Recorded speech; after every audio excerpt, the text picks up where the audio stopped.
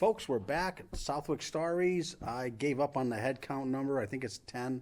We'll say it's 312, so folks go back and look and try to figure out which ones you've missed. Today I have a gentleman I've never met before, David Dziengelewski. Yep. I know the name from town. Yeah. But you don't look like you weigh a couple 100 pounds. No. So you're the smaller version of I'm him. the smaller version. I've never met one of you. So, how are you today? Very well. I appreciate, being asked to come here and do it. Oh, absolutely. I Absolutely. think history's important. It really is. And with today's technology, we're able to hopefully capture it. Yeah. For years to come, Yeah. And Mr. Putnam, how are you today? I'm very good.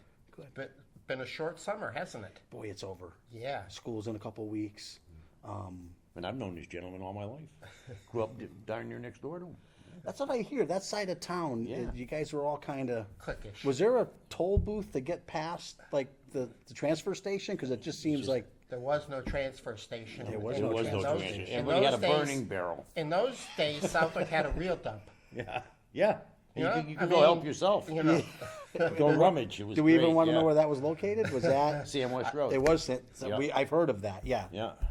So I'm back in not the sure day. our select board or our conservation commission Wants to want know about anybody it. to know where that is. Yeah, but after so many years, that goes away, right? Oh, okay. So I hope. yeah, I mean, federal crimes are what 30 years. So yeah, you're close. We're fine. Yeah, it's and back then, I mean, it's like that end of town or just the town itself. Okay, we were a community. Yeah. Okay, everybody helped everybody out. It was a different world. It was very friendly, very nice. I mean, it was I look back on the past and stuff. This was a wonderful community to grow up in. Yeah, I think it still is. Yeah, it's just not like you remember or I remember, but there's still a few good folks. Everybody left. knew everybody. You went from kindergarten Yeah, to definitely. high school with the same people. Yeah, definitely. And you knew everybody. Yeah. It was a pretty, I've got no regrets about growing up here whatsoever. It was wonderful. Yeah. So Southwick's a great place to be from, huh? Yeah, it Yeah. is. Yeah. Yep. It'll always be my home too, even though I've moved. Okay. I moved down to Florida 15 years ago because, it snows up here. So I moved down there and it's always home though. Always will be home to me. I'm glad it is today because Yeah. we got you back for some reason. Yeah. So let's start off with you, and then some other parts of your family I'd like to talk about before we get done. But let's talk about Dave first here.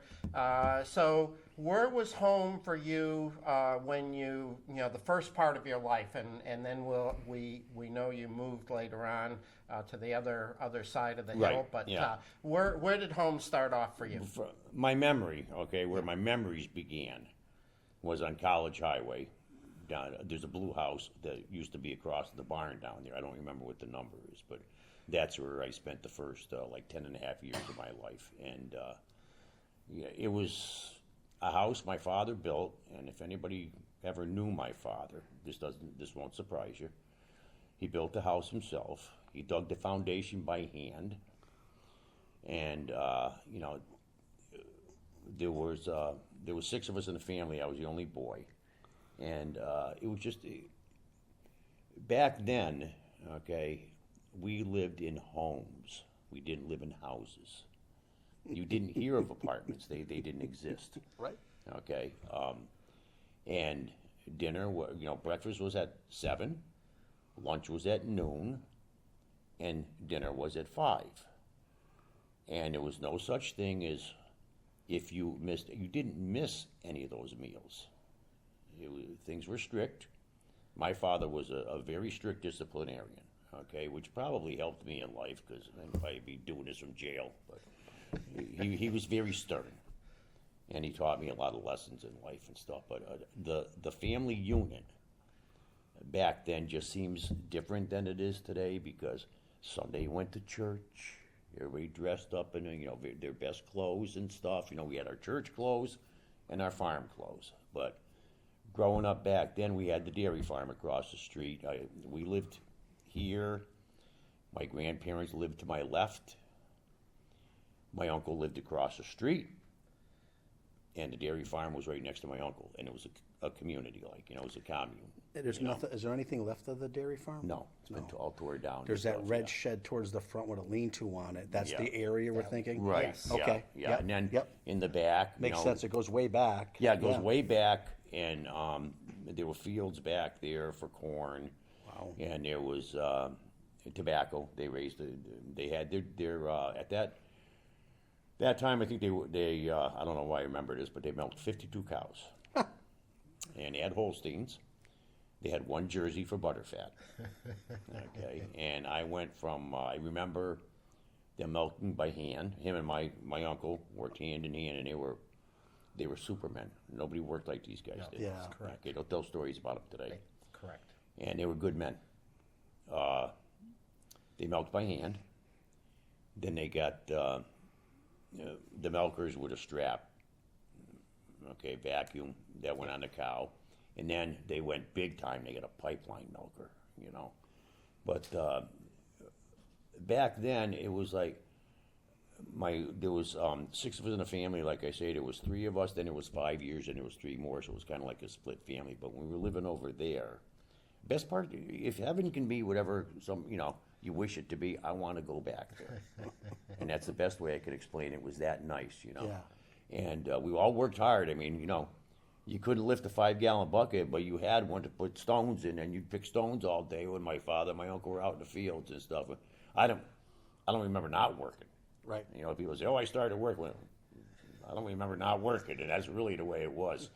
And my dad, if anybody knew him, I mean, he'd be like, "You're 7, 8 years old. He's kicking in your door. Okay, you know, it's 5 o'clock in the morning. What are you going to go. sleep all day?" Yeah. Oh yeah, yeah. That's how he was. But I love the animals. That's never left me. I basically made my entire life out of the animal husbandry industry. And I had a chance I started my own farm later on when I got married. And something that just brings you close to the earth as far as I'm concerned. You know? So besides picking stone and God only knows you can pick stone forever. Forever. On most of the fields in that part of They Southwick. reproduce somehow. Every year there's a new crop. But what other chores did you do in the dairy farm? My job was to feed the calves. Okay. Okay, and how we did that was we have a 5-gallon pail. My dad would mix. They had a powdered formula they'd mix. Okay, and to feed the calves, to get them to learn how to drink out of a bucket. We didn't have bottles. We had our hand, and you stuck your hand in their mouth and brought them down into the bucket. They'd be sucking on your fingers, and that's how they would. And then, of course, we always had. I remember older sister Debbie and I. We pitched silage. We'd go up in those silos. Yeah. You know, and we're small, we're young, okay? But back then, OSHA didn't exist or nothing, okay? You climb up there, and you're pitching the silage out, and they'd wheelbarrow it out, and then there was always during tobacco season. We would lay lats down. We raised broadleaf tobacco. For cigar wrappers, there wasn't any shade, and that was kind of labor intensive, And you'd lay the lats out so that when they were spearing the tobacco, they just go up and they spear the tobacco, and it was a little spear wood on the end. And they'd go through, they'd cut with hatchets, and all the tobacco would be laid over. And they would go and just, pick up the stalks and spear them onto the lat. The lat would go on a wagon, you go in a barn and young it. And then in the fall, you'd get off of the school bus, you'd go to the tobacco barn, and you'd strip the tobacco. I mean, we were busy. Yeah, We were busy. So I want to come back to tobacco, but with the dairy, did you have to do calf feeding before you went to school, or was that an after-school before. job? Okay, so I think that's important for people to understand that Hence this the was 5 a.m. I mean, it wasn't roll out of bed. No. And take, there was no cartoons on a Saturday, none of that stuff. Matter of fact, we didn't have a TV for how long? That's just we were not, by any means, rich or anything, okay? But we had clothes, we had plenty of food. I never tasted store-bought milk until I was like 12 years old, because it'd come in a pitcher across the street and stuff. It was a good way to grow up. I want to go back and revisit a little bit unloading the silo because many people who listen to this won't fully understand that. But a tower silo Yep. that was filled in actually Blown up. Yeah. with a tractor. We heard it from next door. We knew when the silo was being filled because it sounded like a race car or something. Yeah. Blowing that silage up there. Then during the remaining months of the year, it got fed out to the cows every day. And so somebody had to climb to the top of wherever the pile was, right? So in late September, it was all the way up at the top, hopefully. Yeah. And they were tall. And they were tall, yeah. So no fear of heights. And if the weather was like it is today, kind of very muggy and hot up in that silo, and if it was in the middle of January, it was frozen. It was frozen. And you have good memories of it. Yeah, I do. I mean, it was fun. I mean, even haying. Okay, I mean, we pitched all the hay by hand. Okay, now that was another thing. When you live on a farm, and if you knew my dad and my uncle, okay, harvest time was the Olympics.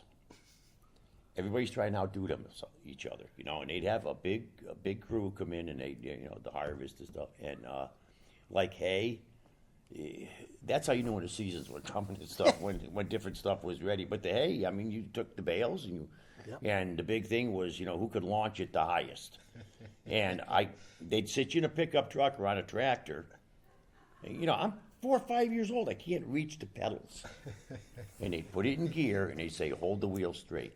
And don't hit any bales. Yeah, don't hit the money. And if you weren't before you were old enough to do that, your job was to run in front of the tractor or the pickup and roll whatever bales were out of the way. I'm telling you, we had jobs. Yeah. So when they were harvesting hay or tobacco, you said there was a crew that did that. But I'm gonna lead John a little bit here. But that crew most of it was family, right? Extended family. A lot of uncles, it was, aunts, cousins showed up. Yeah, and we had plenty of those. And pitched in. But that's a lot of how those big jobs got done. They would have some other people that I don't remember exactly, but I'm sure there was hired help that came in and stuff. But I can remember it was my mother's job to feed them. Right. The breakfast, you never saw many eggs in your life, and there'd be a full ham there, and there'd be 10 pounds of bacon she cooked up, and a mound of potatoes and stuff. Lunchtime, she'd cook a turkey, and it's the way it was. Yeah. And all my life, whenever somebody's over I just learned this, okay? If somebody's over my house now and they're at lunchtime, we feed them. Yeah. And it was always a big meal, right? What you described, it was like it wasn't a dainty lunch. Like people no would serve finger now. sandwiches. Right. Yeah, there were no finger sandwiches. And I mean, these guys worked hard; they could eat. Yeah. It was really something to behold. It was, like I say, it was really a nice life, and you could. I still today, okay, I live in Florida, and I rode my motorcycle up here, a couple weeks ago, and I purposely branch off and go through the Shenandoah Valley so I can smell the hay. Oh, yeah. And all of that, all the just bring it back to memories, and I've got nothing but good memories of growing up here. It was tough to leave it. I can remember when I was going down to Florida, it was surreal because I left the gas station on the Shell station on the highway. I was in my pickup truck, I had a load of stuff like that, and I kind of looked behind me. And it was the oddest feeling I ever felt in my life. I've been here for 55 years. I never left this town. And here we go. And here we go. But I come back. Yeah. Not in the wintertime.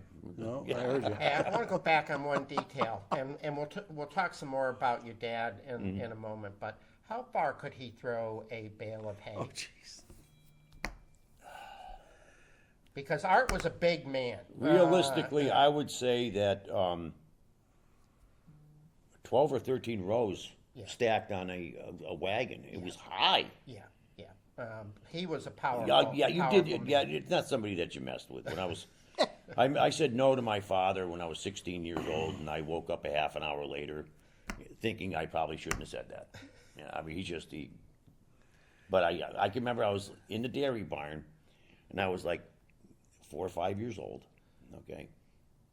And we had what we call first fresheners. Yeah. We had stanchions, all right? And the cows all knew where to go. And the new ones would come in that had just calved, and you would start to milk them, and they were a mess. They didn't know where to go and like that. My father had very little patience for that. So we had one running around, okay, and it got in the grain bin, the grain room, and it made a mess. And, and I saw him square off. The thing's coming up the aisle. Like, what? He did. He punched that cow and knocked it out. Wow. I mean, that's not you didn't fool that guy. No. So I just want to finish tobacco, and then we'll go on to chickens. Yep. So the whole time you were growing up, they grew tobacco, or at some point did they stop doing that? No, they always did as for Okay. as long as I was there, and they had like this is kind of I don't know if you even know this one, Jim, okay, but this stuck in my mind. And like I say, my father and my uncle were both very good men, okay. They cared about people. And your father had just gotten his farm, okay? And the first year he had vegetables, it was an extremely dry summer. My father and my uncle had the only irrigation system in town. So what my father would do, and my uncle, was they would irrigate their crops all day long. They would disassemble everything, bring it to your dad's place, reassemble it, and he would irrigate all night, and it saved him. And your father never forgot it, and I never forgot that story. But that's what you did in this community. Okay, that's what you did. The whole time I was growing up, and for sake of our listeners, I'm a few years older than Dave. But the whole time I was growing up, there was just always sharing back and forth. Yeah, always. With each other. And we weren't, we weren't exactly part of the Dziengelewski family compound, but we were, I guess the next best thing to it, because we were on the other side of the brook, and so if there was equipment that needed to be shared, or Connie Coward would borrow. He didn't have when he first started with his cows and stuff. Okay, he'd come down, and my father would let him use a tractor, some equipment. It's almost like the Amish. If something happened, okay, you went and helped the guy out. Yeah. They never complained, never thought about it. It made them feel good to be able to do something for somebody. Okay, very good-hearted people, all of them. Yeah. Everybody was the same like that. Very good-hearted people. I learned a lot of lessons like that in life. I always have tried to help people because that's the way I was brought up. So let's in the middle of your childhood, your dad did what's called nowadays a career shift. A career shift would be a good way to put it. We'll call it. But he decided to leave the dairy business and go into the poultry business. So tell us about that. Yeah, without getting into the weeds at all, there was some problems. My father felt that it was better he separate from my uncle. Yeah. Well, that's a good way to put it.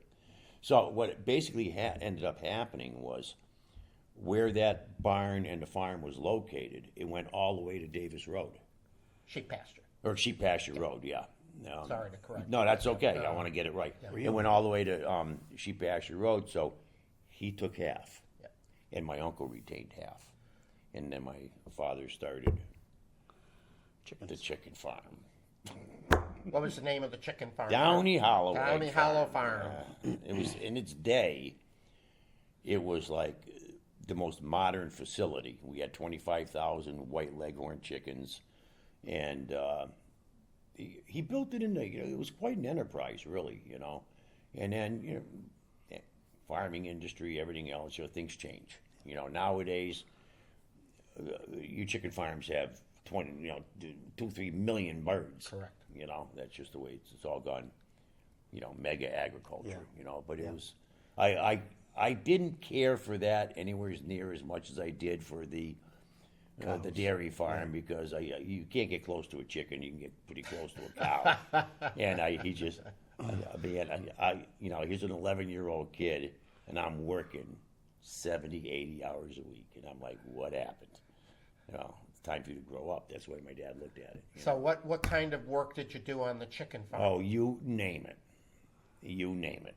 Okay, it's like we had egg gathering. We had, buildings to clean out. We had grading.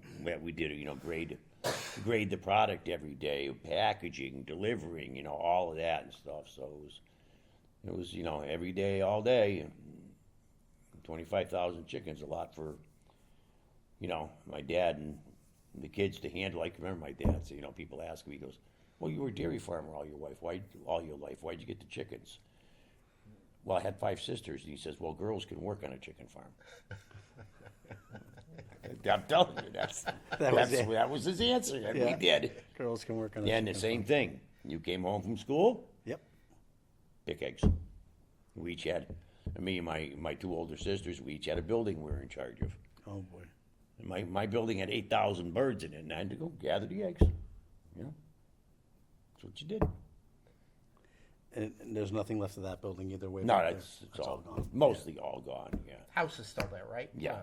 Yeah. And- Yeah, there's up front, yeah. And it's a nice piece of property and stuff, and I won't say it was all work because we had snowmobiles, we had recreation. We had recreation, and back then, you made your own fun. Yeah, in-house, yeah. Yeah, I made my own, toy guns, rifles, and stuff out of tobacco lats. I built a tree house, Yeah. You did that stuff, I didn't go to.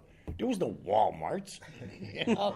At least our family couldn't, our families couldn't afford, a toy store. Oh no. I mean, God's honest truth. I want to get this on tape because it's part of the history that maybe younger people should realize. Okay, back in our day, an orange was a Christmas present. Yeah.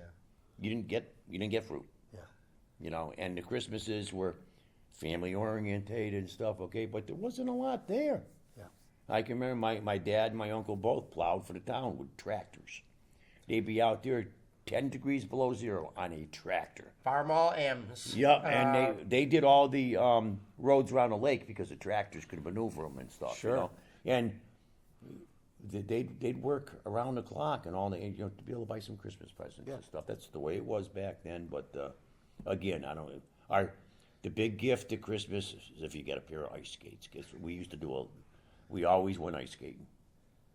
On the property. On the property, we always yeah. had a pond. You always had a pond. Yep. Did you ever swim in the ponds on that side? I'm going to say no because I saw snakes. No. What was your favorite Congamon outing? We never went there, to be honest Okay. with you. That's We all right. did, but the only place we ever went to was the Granville Gorge. Yeah. Gotcha. But as far as Congamon Lakes, we just never went there. Yeah. Now we didn't have a lot of time, anyways. I never went on vacation. Yeah. The first vacation I went on was my honeymoon. So how many years did you work on the poultry farm? Because you Too many. Too many. You were Yeah, there. You were there after high school, Yeah, right? I stayed quite a while and stuff, and I don't have any animosity really. It's just I stayed there too long. I probably should have left before, but I was loyal. Yeah. And you hang in, and it'll all be yours someday, son. But the bank thought different, so Yeah. They usually do. Yeah, they usually do. So- I was in that equation. Yeah. So about when did your dad stop with the chickens? When my mother and father got divorced, that generally ends things pretty Okay, quickly. yeah, it does. So that was what, mid-70s? I think so, as Yeah. I remember. Yeah. So you were still a pretty young guy. Yeah. When that Probably early '80s. early 80s. Early '80s, yeah. Okay. It was fun while it lasted, as they say. So what year, what class did you graduate with? 1972. 1972. And, Okay. Again, because I think it was a kind of a release from me from all the work I did and stuff. I loved school. I loved high school, and I thought I did really well, and I thought I'd get most likely to succeed, Nah, class clown, most talkative. Same here. Yeah. Class But clown.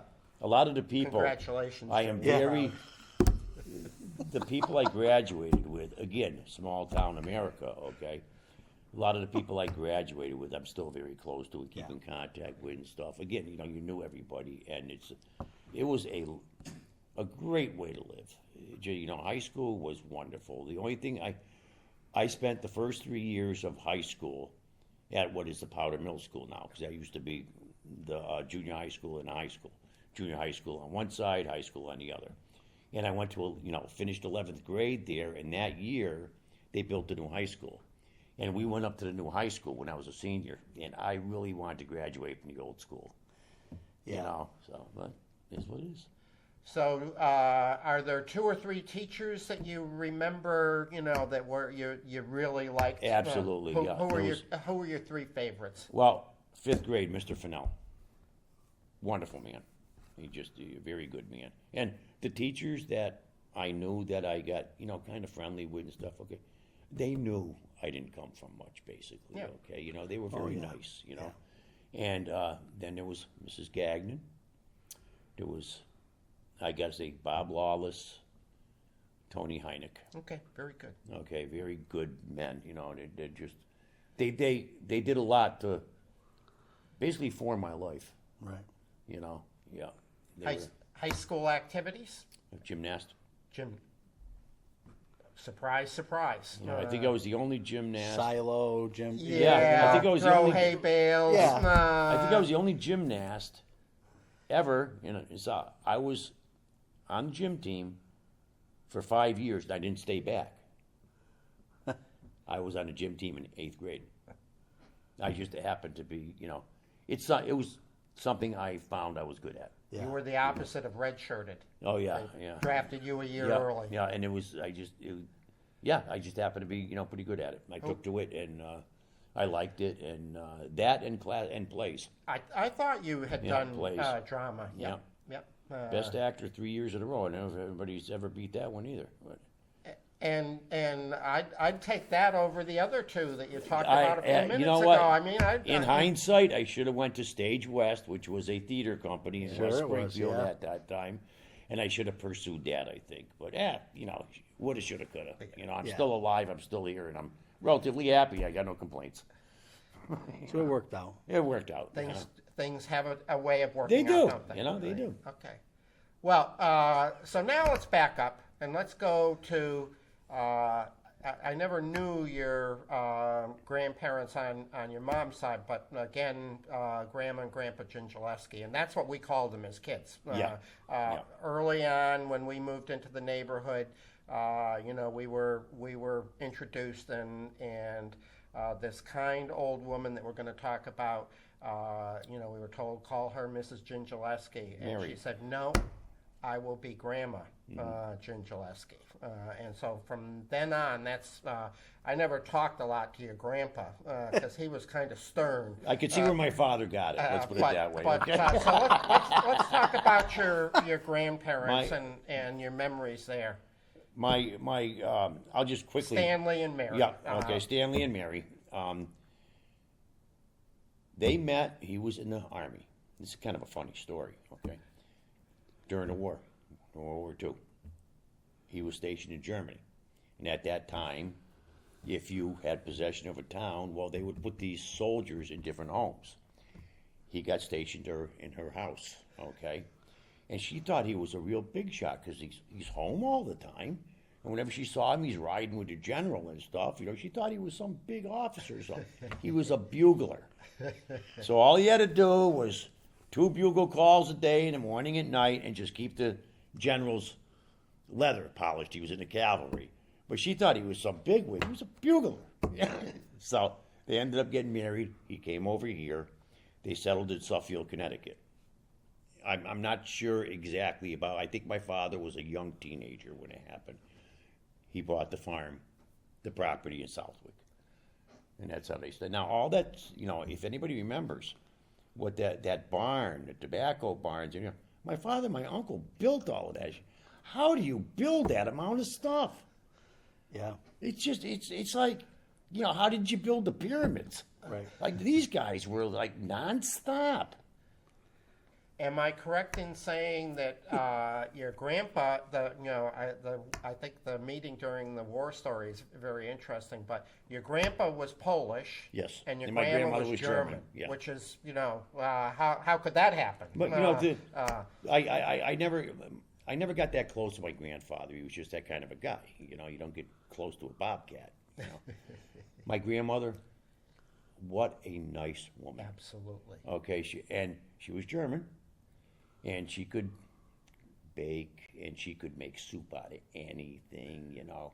And I can remember we'd sit on the back porch, and we'd churn butter, and we'd make ice cream, things like that. And you know, I was raised Catholic, and I became an altar boy, and I can remember sitting on a swing, and she knew Latin, and she taught me the Mass in Latin. Wow. You know, but she was just a very, very wholesome, nice woman. Big heart. Unbelievable. Big heart. Unbelievable, you know. Very. She deserved the title grandma. Yeah. So that's their story, how they got here. By the time you were growing up, he was really, you know, he was around the farm, but he wasn't working the farm. Is that correct? No, he actually, for being the kind of guy he was, and I wouldn't say that, you know, he's not somebody to get close to at all. He's very kind of crass, you know, but short man.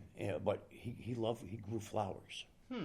He had the most beautiful flowers you ever saw, and that was his passion or whatever, you know. But he grew flowers. That's what he did.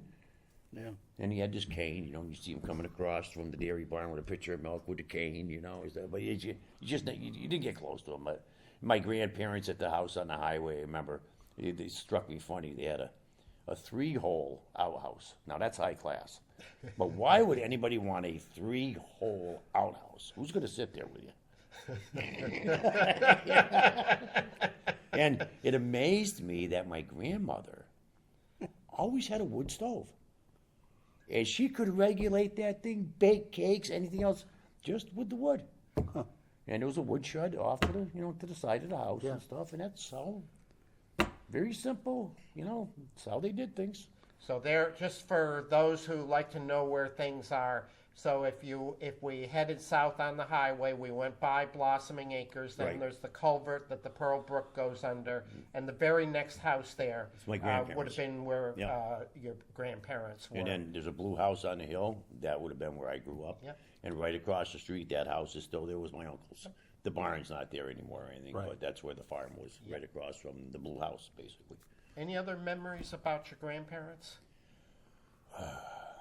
Well, my grandfather, he had 7 heart attacks and a stroke. I think you couldn't kill a guy, you know? Well, that's good for you to have those genetics in you. Yeah, you know, it's like, man, was he tough. And I remember a story, somebody telling me about him, where he went to help a friend of his, was a butcher. And the guy wanted a hand moving a butcher block. And he looks around, my grandfather's got it on his back. I mean, these guys were tough as nails. My father, before he, the farm, the dairy farm all got going and stuff, he worked on construction up in New York State. He fell off a bridge onto the lower deck, and he got speared through his leg and up through his stomach and out his back. And he's hanging on to the thing, and they're all like, quit fooling around. He was, no, really, it got me, And they survived that stuff. I've seen my father run a skill saw across his hand. It's unbelievable stuff. You can't. Tough. I'd like to have a couch made out of him because it lasts me 200 years. So let's move on. Let's move over to Art. You've told us a lot about him already. But any other stories or anything, any other details? I'm going to add, because he was one of the. We had a lot of people come in and visit in the farm kitchen. That was part of the. And I'm suspicious now. I never realized as I was a kid, but a lot of times folks from the neighborhood showed up at lunchtime. And my mother would always offer bread, pie, something like that, and I realize now they probably were hoping to get a snack. So Art was a frequent visitor. He was a wonderful storyteller. Yeah. And My father liked people. he was a people person. And every time he told the story, it got better. Oh, yeah. Right? Oh, yeah. And he And if you were listening, he'd really crank it up. Right. and my recollection, and you correct me if I'm wrong about any of this stuff, but as he got more and more enthusiastic, the volume of his voice and the pitch of his voice would wind up, and then he'd laugh, and like a big belly laugh. Yep.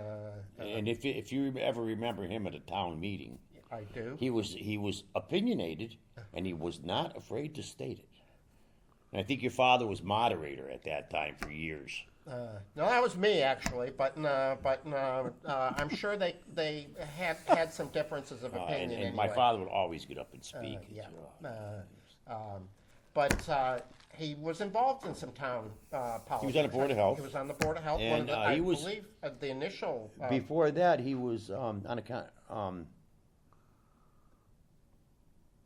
some commission. I forget what it was, but he was on something, planning board maybe. I'm sorry. That's Let me all cut right. this, he was on the planning board, I think it was. But yeah, he enjoyed town politics, and very active with the church, right? yeah, Yeah. yeah. I mean that's what we did. In my life, when I was growing up, the church was part of your community. Yeah. That's the way it was. And I mean, who wouldn't be an altar boy? That was your destination if you were, a young boy. Especially if you were the only son in the family, And because back then your actually, sisters weren't going to be Right. Well, yeah, they didn't do any of that back then. But at Our Lady of the Lake, I mean, I was an altar boy as soon as I was allowed to be, which was probably around 4th grade. And I stayed there until I graduated high school doing that, And that was a big, the church was a big part of my life then, So tell us about your mom, and her name was Bev, right? Yep. Yeah. Okay. Bev. Tell us about your mom. My mom was the textbook farm wife, let's say. Okay. My mom raised 6 kids, and her job was to keep the house. And that's what she did. And another, just as hard as my father was on me and stuff, okay, it's a good thing for her because I probably would never lived. But she was very, very good to me and stuff, and had some great talks with her and stuff. And she was a very nurturing type woman, okay? As rough as my father was, she had the gentle side to her. Now, my father, he was over 6 feet tall, built like an anchor, and my mother didn't weigh 100 pounds. A little French woman, and like the Odd Couple and stuff. But very, I can't say anything bad about my mom. I never heard my mother swear. As a matter of fact, here's a little story for you. When I was living at the egg farm, I'd gotten a car, and it was my first car was a '63 Thunderbird, and there was a driveway I was working on, and the pool was right next to that, between the house and the driveway that I was working on. And this is how my father was. I mean, this is how it was, okay? I was working on it, and something happened, whatever. I swore. My father was coming by, and he closed the hood on me. Now, if you ever seen a '63 Thunderbird, it's got a hood like an airplane wing. I thought he was going to cut me in half. And he says, your mother could have heard that. Oh, yeah. I mean, there was... But any memories of my mother, just hard worker. She was... Raised 6 children. Raised 6 children. Made 3 big meals a day. Yeah, absolutely. Cook, clean, all of that, and I can remember my mother... Very gentle, as I very recall gentle, her. Just very, soft spoken. And I'm not going to divulge what she said, but when she died, she was in Noble Hospital. And all of us had a chance to go in and see her. And she had some wonderful things to say about me. I came out of there proud. Yeah. That my mother was proud of her son. And it was to be able to do that. I wasn't around when my father, passed. But I get people that, I told them, I lost both my parents within 7 weeks of each other. Wow. In 1999, and they're like, well, sometimes married couples they do that. I goes, they couldn't stand each other. They had gotten divorced and they couldn't stand each other. It had nothing to do with that, But They're not buried next to each other then. No. If they did, they'd put a Jersey barrier Right in or between. something. Yeah. But, that's that's their. It happens. Thing. Yeah. That's their thing. Yeah. You know, it's not my thing. Yep. When you went to the chicken farm, she had to work in that too, didn't she? Did she? Yeah, she did. Well, she actually did she the worked- books, and then later on, you know, when we were all grown up and stuff, she'd go down and work in the grading plant. But yeah, you know, she did that, and That had to be a big stress on her to have to do all the family work and do. my father didn't mind working anybody. Okay, he didn't mind. Yeah. If you had time, you were working. Yeah, you worked. Yeah, but that whole it was. See, when he started that thing, we would leave the house on the highway, and we'd go over to Sheep Pasture Road. And I'm like, 10 and a half years old or something. Also, it's every day and every Saturday, and he's burning brush and doing. I had no clue what he was doing, none.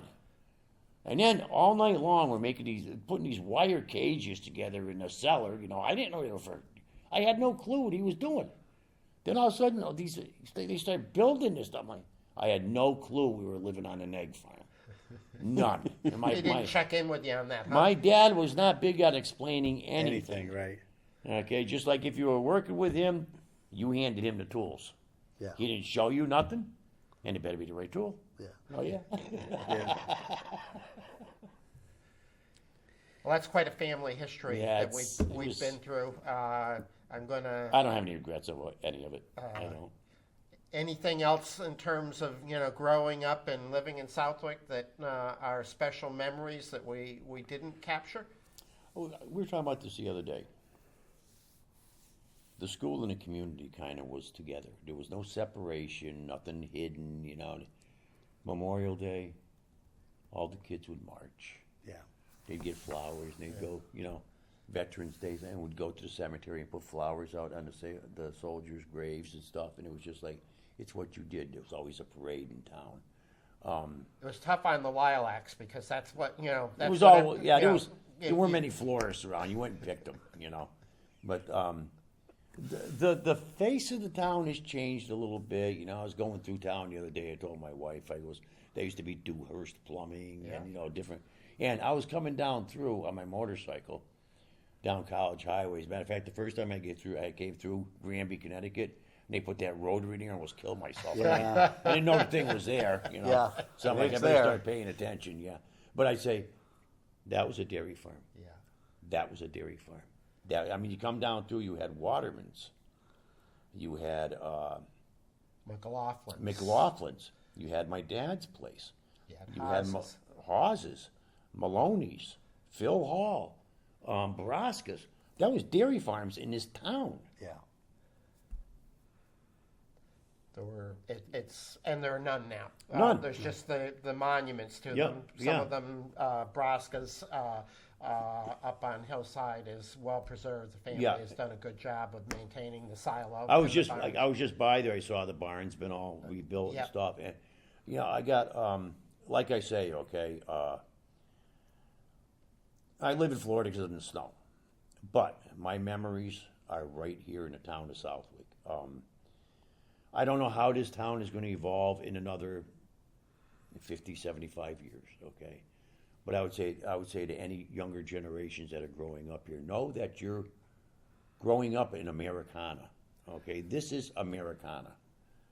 This is the way, I don't do cities. I can't do cities and stuff. Okay, but this is an excellent place to grow up. And back then it was even better.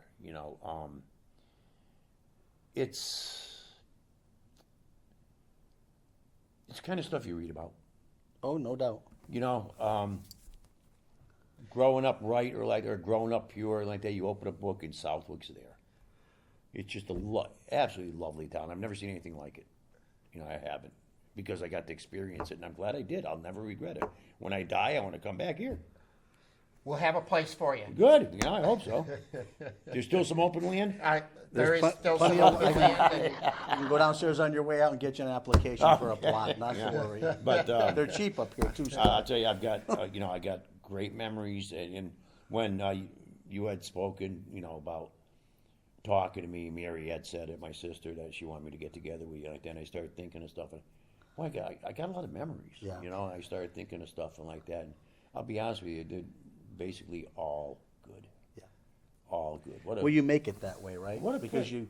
you grew up here, and it is what it is. Even back then, that street was probably busy during the day, quiet at night, compared to today, right? yeah, You yeah. know. It's I heard rumors that by 7 o'clock the center of town was rolled up. oh yeah. It I was. mean, no, but literally, Our big thing, to be honest with you, okay. I mean, there was nothing in town, but this is how we lived, okay. Our big thing is my dad would take us down to the center of Westfield, and at that time, Main Street, not Route 20, was no, Main Street, Yes. J.J. Newberry's Main Street, everything was USA. there. Yeah, we'd go to Yeah. the bakery and get something. Yep. And we'd come back and we'd watch CBS, Friday night at the movies. That was a big thing, Of course. And it was a big thing. We'd all gather around. Probably our saw little- your first real movie though at one of the Westfield movie theaters, right? That was a Yeah, big the Strand. Yeah, the Strand. Strand. The or Strand, The yeah. other one Yeah. around on East Main there. I The don't- Strand's the only one I went to, and that was not often. But No. but yeah, it was Big treat.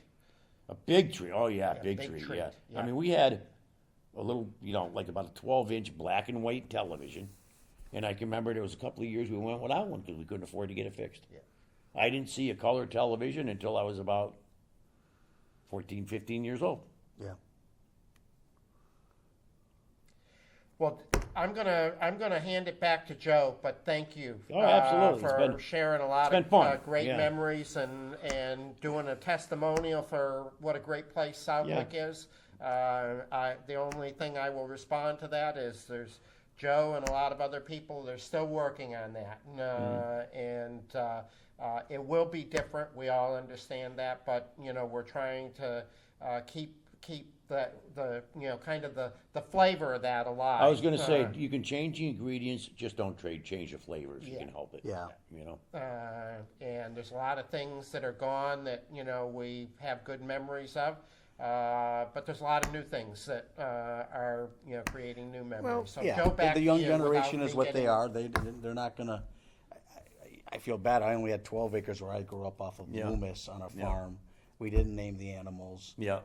We're city slickers from Westfield, so we believe we bought the property at auction. All I know was that we didn't know there was a chicken coop in the back, Mm-hmm. and once you cleared the mess, you found the chicken coop. So we ran right away. Went out and got 200 little chickens, and the next day they were all dead. There's something called a weasel. Yes, Right. yes. But we didn't know we Yeah. had to wire the inside of the chicken coop and The weasel thanks you. twice. Yeah. Twice. Well, thanks you for But being this persistent. was another rite of passage too. Like in the fall, we always had, we had our own meat. So Yep. they would slaughter a cow, okay, and they'd bring to have it, cut up, okay. My father would bring these boxes of meat, okay, and we were on the highway. It was every year thing. Him and my mother would wrap the meat. Yep. And us kids would take it down to the freezer in the cellar, and it was just Yep. one of them memories, Yep. It's, We had a once guy year it show came up around. for the weekend. We and never they would, bought and they would meat or slaughter anything. 12 or 15 cattle. Yeah. And the guy stayed for the weekend. They hung him. I can't stand liver or tongue till this day. But boy, when the time was right, get out of the way, because that was some real good eating for the older folks. Yeah. You know. Different tastes. You want Yeah. to see some of the stuff my grandfather would come up with being Polish. Oh, I can imagine. Right. But that's how you grew up, though. That's how I grew up. That's where your product was. You didn't run out and buy meat. Like you We said. didn't know. We didn't buy, No. No, we didn't either. You grew what you needed. My mother, that was one of the things my mother did too. She had a garden. Yep. And she canned. Yep. And I'm really proud of, my youngest daughter, Kara. Okay? She cans. Nice. Who does that anymore? Right. Yeah. Dying art. Yeah. It literally is. It is. Yeah, it is. But when she calls me up, well, she says, "Yeah, I'm canning, tomatoes." I'm proud of that. Yeah. Yeah, that's a lost art. And she's actually got my place up on Davis Road now, so that continues. She raises, nice. She raises sheep there, and I was able to keep the homestead. Nice. I had a few personal tragedies myself, but it all worked out. Yeah. Yeah. Someone's Sometimes life happens. Well, life's gonna happen. Yeah, sometimes life happens. Yeah. That's not. You don't have any options there. Nah, You no. either enjoy it or you Not my plan. Yeah. Well, I'm glad you came in. I'm glad you came up from You know what? Florida. This has been refreshing for me. I've really enjoyed it. You know, it stirred up some memories. Like I said, Jim, I've known for a long time. I do know you, believe it or not. Okay. Yeah, and I Yeah. I'll And, apologize ahead of time. But Hopefully- I mean, it's funny. This building I'm sitting in, yeah, consolidated school. This is where which you went through. I went 4th, 5th, and 6th grade here. Yeah, You know. looks a little different today. Yeah, but I was pleased, very pleased with the town of Southwick when they didn't tear the building down or anything. Okay, they No. made something of it. Oh, they have. They made something of it. You know. I still, to this day, when I'm in different parts of this building, think of which classroom, You were in. which Oh, I year got of it right in my school. mind. So where the building department is down the hall and on the other side, that's where I spent 1st and 4th grade in that room. It looks different. My now, 6th grade class was in the cellar. And that's where the kitchen was, in the cellar. There was one classroom down there, right? Yeah. That for whatever reason they ran out of room up here, and You know, I think I know why. I think it was probably like the dungeon, and they put me down there. I didn't want to go there. Class clown started very Yeah, early oh, in your yeah, life. oh, boy. It just came out when you were a senior, yeah, but yeah, oh yeah, epic. yeah, that's something. But all good memories. You know, God bless the town of Southwick. It's quite a place. You know, I tell people, I come from a little town. Like, it was about 8,000, 9,000 people. I don't think it's gotten much bigger. Nope, we're like 9,500. Yeah, you know. Yep. So Yep, just keep expanding that cemetery. So it's funny though when you get to be our age that your age, yes. yeah, especially when you know you can come up here, okay, and I ride around town, and yeah, there's been changes, but I remember what was there. Yes. Yeah. You know. Yes. I remember what was there. Yeah, that's the other thing. When you were reminiscing about the dairy farms on the highway, every time I drive down the highway, I think, yeah, Paz's were there. Yeah, yeah. Dziengelewski's were there. I remember what it looked like. Your family started milking early Yeah. in the Yeah, morning. So yeah. when I woke up in the morning, I heard the compressor, the milking machine Milk- compressor milking from, pressure. Already running, yeah. Vacuum pump. from Yeah. down there. Haas's, for whatever reason, either I couldn't hear the machine or it was they milked later in the day. But very much remember all My those father things. got up at 4:00 in the morning. Every morning. Years, every morning, and dairy is 7 days a week. yeah. I can remember him leaving weddings at 2 or 3 in the afternoon because he had to go home and milk. And thus no vacation because it's also 365 5 days a year. There are no breaks. You don't, The cows know nothing about days or weekends or anything else. and they no. get very, very sick if you miss a milking. Even one milking will cause problems. 2 milkings is severe. So I assume your stuff went to Pioneer Dairy. Yep. Oh yeah. Can remember them coming with the milk truck. Yeah, Yeah. Sure did. it's amazing. I mean, just That's another, town icon. That Literally, just, yeah. It hurts me to go by there. does. You know, Yeah. it does. It does. really does. yeah, For years and years it hurt for They were me. good people too. The Colsons. Very good people. They were good people. Yeah. I got a little history with them. We had a great time. Yeah. Yeah. Yeah, Ann and Charlie. Yeah. Yeah. Of course, my father knew everybody. Oh, yeah. Yeah. Well, I would hear from. He so- was the social chairman of Yeah, the yeah. family Oh, yeah. because he really did. He was a very outgoing. Again, my memory loved to tell stories. Yeah. You'll appreciate this. You probably heard the same line. He started telling my brother Steve, who spent more time over at your Yeah. farm than I did, started telling Polish jokes one day, and Steve had one of his own, and he started to tell it, and Art, screamed at him and said, wait a minute, you're not allowed to tell Polish stories. And Steve said, well, how come you can and I can't? He says, because I'm Polish. We can tell all the stories we want, but the rest of you, Nope. no. That's funny. And that barn, him and my uncle, right? They'd start dancing together. They always had the Polish music on the radio. Yeah. Polish station. Yep. I bet your dad could dance a mean polka. Oh, couldn't yeah. he? Yeah. Yeah. Matter of fact, I could do. I just Okay. yeah. Well, that's gonna be a wrap. We really That's good. appreciate you coming out. I really enjoyed it. Yeah, glad to have I'm you. really glad that you guys asked Yeah, me, you know. glad to meet you. Shared what I could. Nope, that's all we Well, you'll needed. remember 5 more things when you ride back to Florida. yeah, but, yeah, yeah. All right, it's a wrap, folks. We'll see you at the next one. Thank you. Thank you.